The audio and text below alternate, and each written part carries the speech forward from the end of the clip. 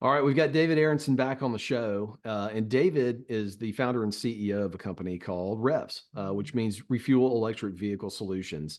And so, David, it sounds like things are still going kind of turbocharged on your end, installing these electric vehicle charging stations, basically in multifamily apartment complexes around the country. If you guys haven't seen David on the show before, so the year's going pretty well for you guys. Sounds like, David.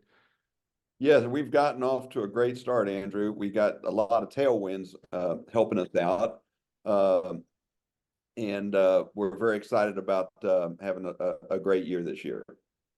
So you guys have a solution that there's a lot of stress in the multifamily world where the interest rates have gone up.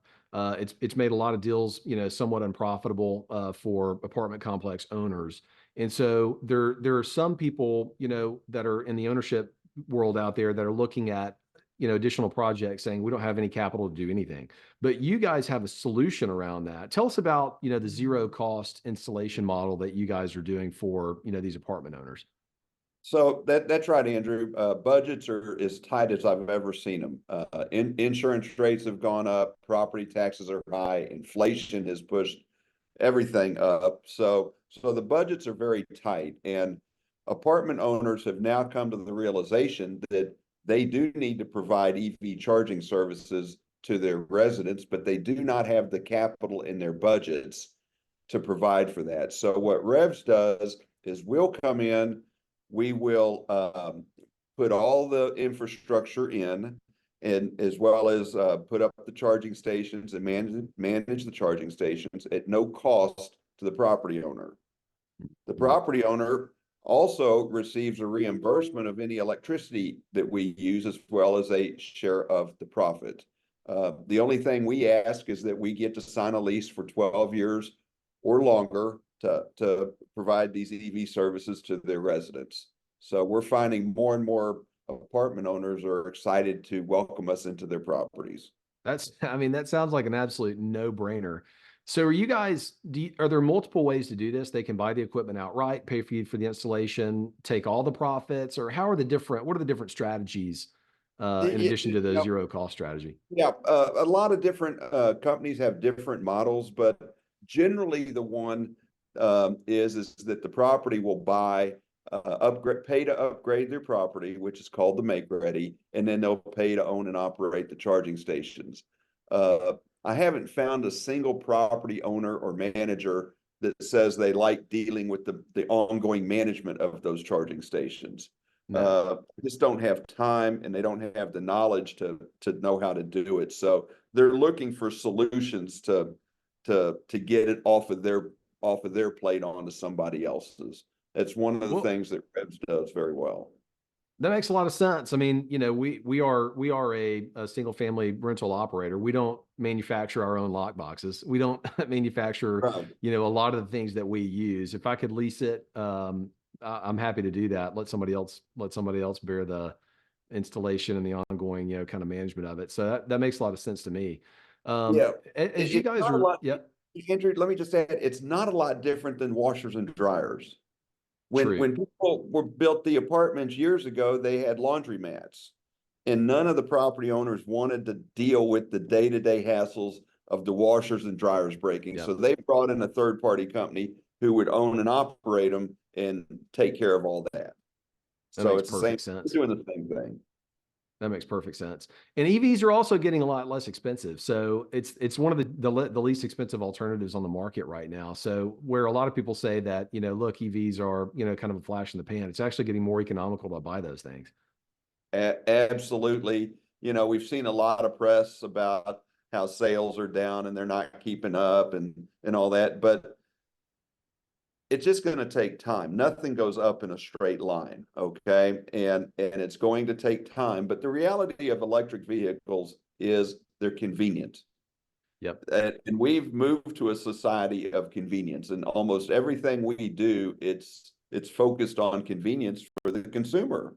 And Yep. EVs are more convenient. The batteries will make them cheaper to produce, and actually probably quicker to produce than a gas combustion vehicle. So but it's not going to happen overnight. It's going to Yep. happen over time.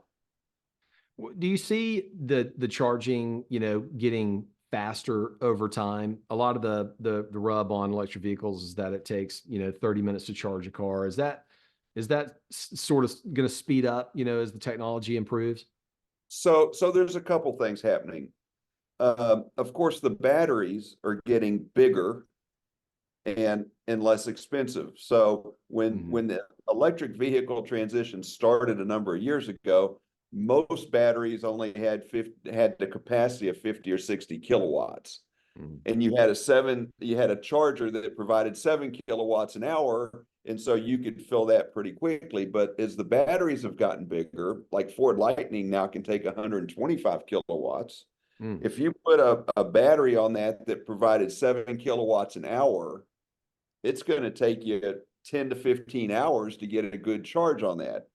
The chargers have gotten stronger, and the fastest level 2 charger can now go up to 19.2 kilowatts an hour if the Hmm. car will allow it to take that much energy. But if you need 125 kilowatts to fill your truck up, 19 is going to fill it up quicker than 7. Yep. So it is getting faster over time. It is And getting faster, yeah. But do you see in apartment complexes the application that you guys are working on? Do they need faster chargers, or do they need slower chargers at apartment Well, installations?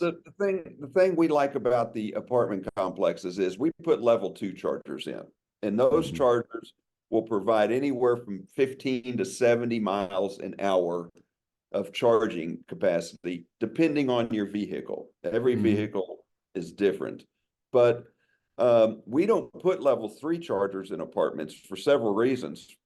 First off, the apartments don't have enough electricity to handle a level 3 charger, Interesting. and it would push our cost up 10x as to what we're Wow. spending. On the other side of the equation is if you can get 15 to 70 miles a night charging, you can get all your charging needs done when the car's sitting there at night. Yep. So that's really what Makes happens. sense.